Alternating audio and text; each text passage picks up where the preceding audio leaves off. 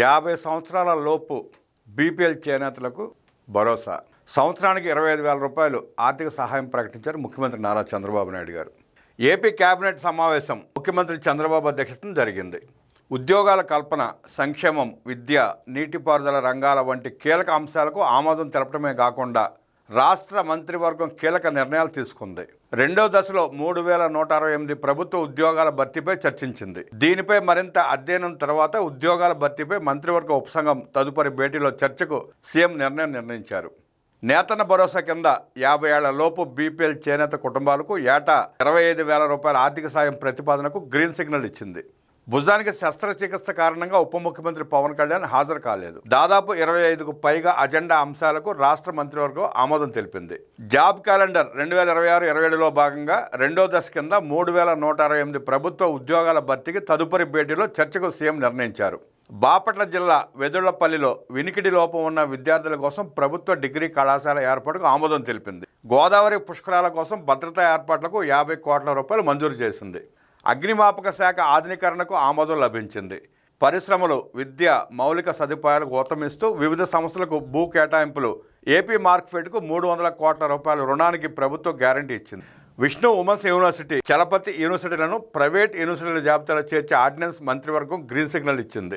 నీటిపారుదల రంగంలో నేరడి బ్యారేజ్ నిర్మాణానికి 641 కోట్ల రూపాయల పరిపాలన అనుమతి. హెచ్ఎన్ఎస్ఎస్ ఫేజ్ 2 పనుల వ్యయాన్ని 312 కోట్ల రూపాయలకు పెంచే ప్రతిపాదనలకు ఆమోదముద్ర పడింది. విశాఖపట్నంలో ఏఐజీ సంస్థ ఆధ్వర్యంలో నర్సింగ్, అలైడ్ హెల్త్ సైన్సెస్ కాలేజీలు, హాస్టళ్ల నిర్మాణానికి భూ కేటాయింపులు చేశారు. నంద్యాల జిల్లాలో ఏఎం గ్రీన్ సంస్థ ఆధ్వర్యంలో 700 మెగావాట్ల సోలార్, 300 మెగావాట్ల విండ్ పవర్ ప్రాజెక్టుల స్థాపనకు 2 విడతల్లో భూములు కేటాయించారు. గండికోట పంప్డ్ స్టోరేజ్ ప్రాజెక్టు పరిధిలో అదానీ సంస్థ నిర్మిస్తున్న 1800 మెగావాట్ల భారీ విద్యుత్ ప్రాజెక్టు పనుల కోసం నెట్కాప్కు భూములు కేటాయించారు. కుప్పంలో శ్రేష్ఠ రెన్యూబుల్స్ ఆధ్వర్యంలో కంప్రెస్డ్ బయోగ్యాస్ ప్లాంట్ ఏర్పాటుకు, నంద్యాలలో ఎన్సీఎల్ ఇండస్ట్రీస్ మినీ హైడల్ ప్రాజెక్టుకు 33 ఏళ్ల లీజుపై భూములిస్తూ క్లియరెన్స్ ఇచ్చారు. పర్యాటక రంగాన్ని అంతర్జాతీయ స్థాయికి తీసుకెళ్లేలా ఏపీ టూరిజం అథారిటీకి కీలక భూ బదిలీలు జరిగాయి. చిత్తూరు, కాకినాడ నగరాల్లో వరల్డ్ క్లాస్ రిసార్ట్, స్టార్ హోటళ్లు, సరికొత్త టూరిజం ప్రాజెక్టుల నిర్మాణం కోసం ప్రభుత్వ స్థలాలను బదిలీ చేస్తూ మంత్రివర్గం గ్రీన్ సిగ్నల్ ఇచ్చింది. విజయనగరంలో యశస్వి విరోహ ఇంప్లెక్స్ సంస్థ ఆధ్వర్యంలో రద్దీస్ రీజనరేటివ్ హబ్ పరిశ్రమ ఏర్పాటుకు మార్గం సుగమం చేశారు. పుట్టపర్తిలో ఎస్ఎస్ఎస్ఎస్ ఏరోస్పేస్ ప్రాజెక్టు స్థాపన కోసం శ్రీ సత్యసాయి సెంట్రల్ ట్రస్ట్ భూములపై ఉన్న 76.13 ఎకరాల నిషేధాన్ని ఎత్తివేస్తూ నిర్ణయం తీసుకున్నారు. మంత్రివర్గ సమావేశంలో ల్యాండ్ పూలింగ్ రైతులకు న్యాయం చేయడంతో పాటు పలు మౌలిక వసతుల ఒప్పందాలకు సవరణలు చేశారు.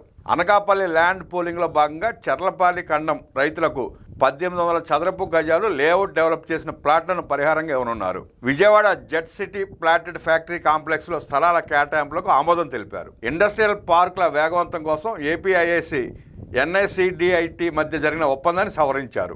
కేబినెట్ సమావేశంలో మంత్రులకు సీఎం చంద్రబాబు పలు సూచనలు చేశారు. ఎల్నినోను ఎలా ఎదుర్కోవాలనే అంశంపై సమీక్ష నిర్వహించారు. ఎల్నినో పరిస్థితులను ఎప్పటికప్పుడు ప్రజలకు వివరించాలని చెప్పారు. తాగునీటి సరఫరా, పశువులకు మేతపై ప్రత్యేక దృష్టి సారించాలని మంత్రులు, అధికారులకు సూచించారు. మెగా డిఎస్సీ అంశాన్ని ఢిల్లీలో జరుగుతున్న ఆందోళనలతో ముడిపెట్టి వైసీపీ రాజకీయ లబ్ధి పొందేందుకు ప్రయత్నిస్తోందని వ్యాఖ్యానించారు. లేని వివాదాలను సృష్టించే ప్రయత్నాలు జరుగుతాయని, అలాంటి చర్యలపై మంత్రులు అప్రమత్తంగా ఉండాలని సూచించారు. పొగాకు ధరల అంశాన్ని సమావేశంలో మంత్రులు ప్రస్తావించారు. ఈ అంశాన్ని వివాదాస్పదం చేసేందుకు ప్రతిపక్షం ప్రయత్నిస్తోందని మంత్రులు చెప్పగా వాళ్లకు ఎందుకు అవకాశం ఇవ్వాలని సీఎం ప్రశ్నించారు. ప్రభుత్వం పొగాకు రైతుల కోసం తీసుకున్న చర్యలను ప్రజలకు ముందుగానే వివరించాలని సూచించారు.